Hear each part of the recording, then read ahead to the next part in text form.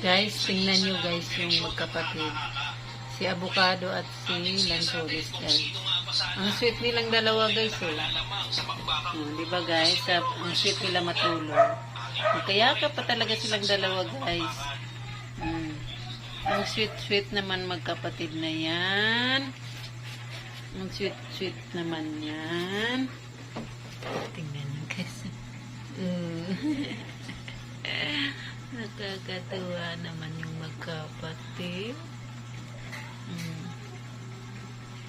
Santol. Tingnan mo yung anak mo, oh. Ang sweet talaga matulog silang dalawa, Santol. Manang-mana sa'yo, Santol, eh. Oh. Bukas na gabi na. Bukas na. Ti. Gabi na. Bayaran mo na yun agad.